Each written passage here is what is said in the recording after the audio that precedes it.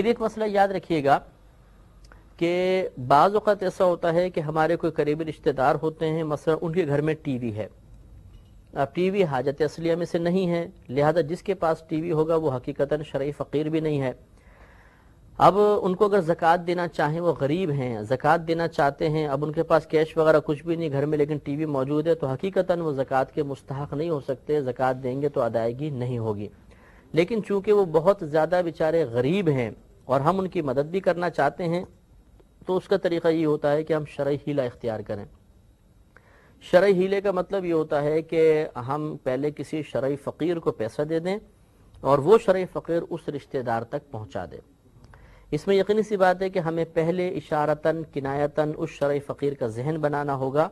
مثال کے طور پہ کوئی دوست لے لیں جس کے پاس مطلب جو شرعی فقیر کی تعریف پہ پورا اترتا ہو، اس کو وہ پیسہ دے دیں اور کہیں کہ بھئی یہ پیسہ میں آپ کو دیتا ہوں بطور زکوٰۃ، آپ اسے قبول فرمائیں، اور فلاں ہمارا رشتہ دار بیچارہ بڑا غریب ہے، تو وہ سمجھ جائے اشارتاً کنایتاً. یا پہلے آپ یہ کہیں کہ بھئی یہ دیکھیں یہ ایک طریقہ ہوتا ہے، ہم کسی غریب کی مدد کرنا چاہتے ہیں اور براہ راست اس کو زکوٰۃ نہیں دے سکتے، تو اس کا ایک طریقہ یہ ہوتا ہے کہ کسی شرعی فقیر کو پہلے دے دیا جائے، وہ اس کا مالک بن جائے گا تو زکوٰۃ ادا ہو جائے گی، پھر وہ شرعی فقیر ان تک پہنچا دے.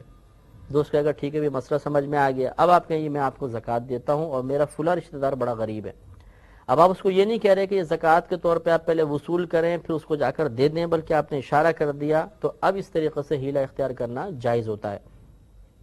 اور اس کی دلیل اچھی طرح ذہن میں رکھیے کہ نبی کریم صلی اللہ علیہ وسلم کی بارگاہ میں ایک مرتبہ کچھ کھجور ایک صحابی نے پیش کی.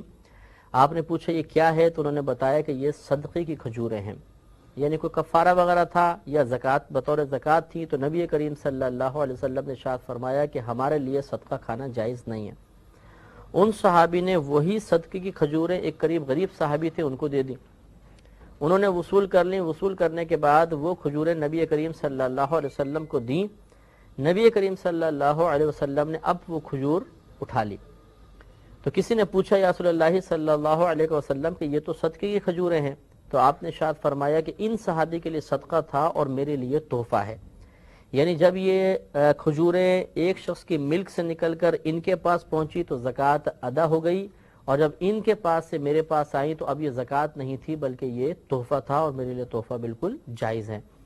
لہذا معلوم یہ ہوا کہ اگر ہم اس طرح کسی مدرسے میں دینا چاہیں، کسی ادارے میں دینا چاہیں، کسی ہاسپٹل وغیرہ میں دینا چاہیں، تو پہلے اس طرح کا شرعی حیلہ اختیار کرنا ضروری ہوتا ہے.